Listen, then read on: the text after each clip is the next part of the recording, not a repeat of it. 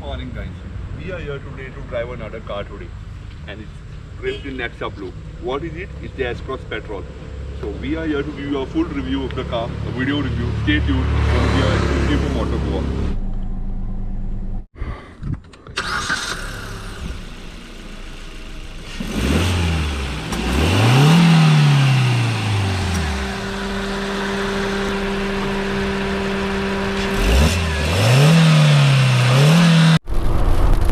So the engine we are talking about is a K15B petrol engine. It makes 105 PS of power and 138 Newton meter of torque.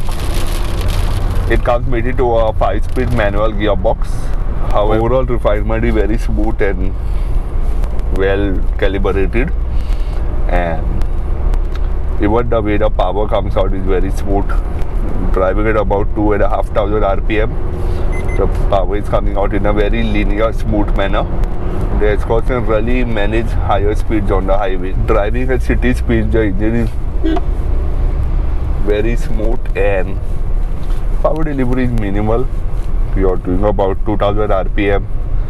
You can, if you need to overtake, you can get ahead without a gear shift. Yeah, without a gear shift. And however, if you really rev the engine, it gets a bit noisy, but it revs all the way to 5,000 RPM. But otherwise, the engine is smooth if you're driving in a relaxed phase. For driving a relaxed pace, the engine is quite nimble. There's no vibrations, nothing. And the only thing, as I said, as you feel the need for a 6th gear, and the gear shift indicator does remind you that you get up to the 5th gear quite soon. And it would have given a relaxed drive maybe if another gear was added. Also, this also means that the current gears are a bit shorter ratioed, so you end up shifting higher gears quite faster. It is also mated to the smart hybrid technology that we have seen in most Maruti cars today. And overall, the engine has 3 main functions. One is the brake energy regeneration. Whenever you're driving or you press the brake pedal, the whatever energy that's normally lost in most of the cars, as we know, gets regenerated back into the battery. And second is the torque assist. If you're driving along with the petrol engine, you also have the battery that gives you a bit more power pump whenever it's required. And third is idle start stop.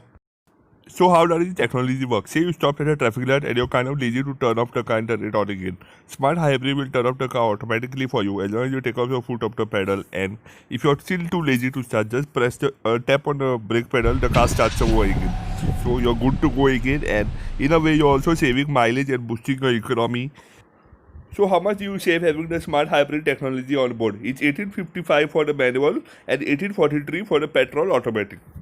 With gearbox is easy and slick to shift. Yeah, the clutch is a very nice way to, and it's very easy to shift. The other option is a 4-speed automatic that you get on the S-Cross. Right now we are testing the petrol manual, however. Many would say why a 4-speed automatic. We don't have the answer either. We also feel Maruti could have done at least with a 5-speed auto.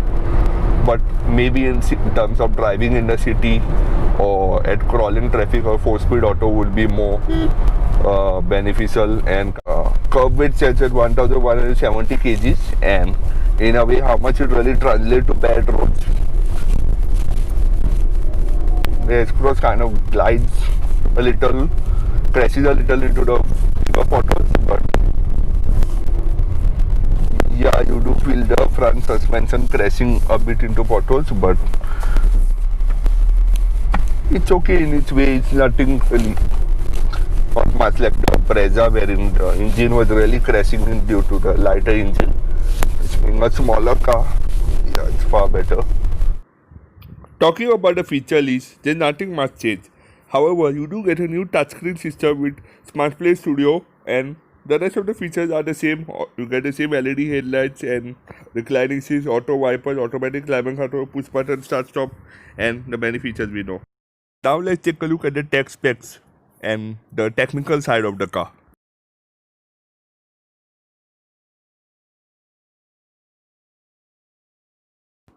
And let's take a look at the variants as well.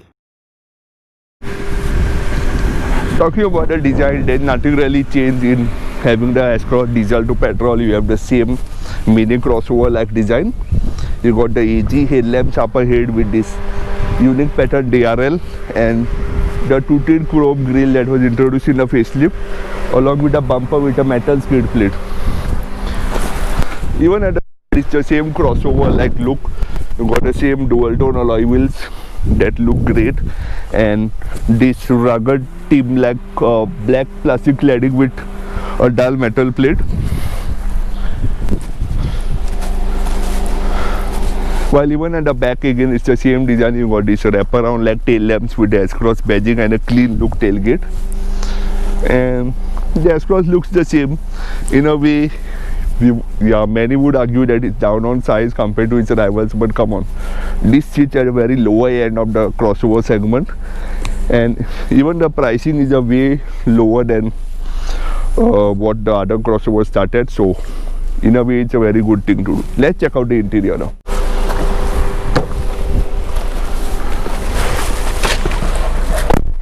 Talking about the interior again, it's the same interior, well put together, well finished. You got a lovely 7-inch touchscreen that now comes in the petrol, has been introduced with a Smart Play Studio that we've seen on all of the Marutis till today.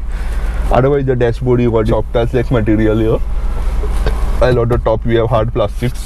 Otherwise it's the same. You got auto AC, you got a USB port with a storage place here, and you got cruise control, you have your volume controls, you got a lovely instrument cluster that now reads smart hybrid, and otherwise the seat thing is the same. You have the seat in its way, it's very nice, very comfortable. You can really relax back and sit and drive.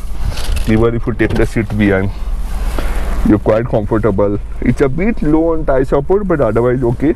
The footwell area isn't cramped, it's very nice. There is a kind of a dead pedal like place over here, so you can keep your left leg when you're not using the clutch. And even the armrest in its way, it's nice and big, you can store a lot of stuff. Talking about storage options, you got twin cup holders, you got a storage space here, you got a very large glove box here, and yeah, that's about it. You got bottle holders in the doors as well. So what about the back?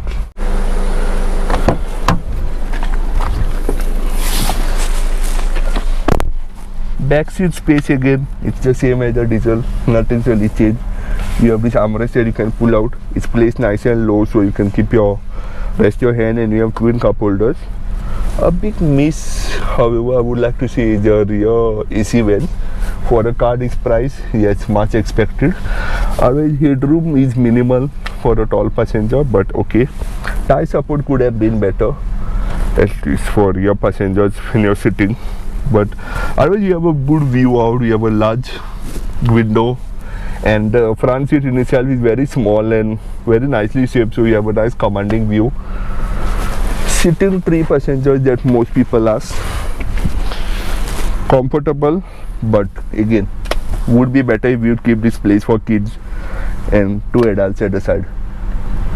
And you also have adjustable headrest here that you can adjust for your reach, and you can rest your head comfortably behind as well. Also there is a seat recline function where you have 2-step adjustment, so you can recline the seat for your comfort, and it's more for chauffeur. If you like being chauffeur driven, just pull out your armrest, recline the seat and relax. So that's another very nice feature in the S-Cross Petrol.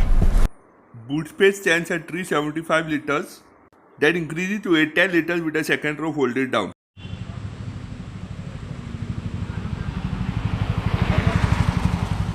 So there it was for you, a first full review of the S-Cross Petrol.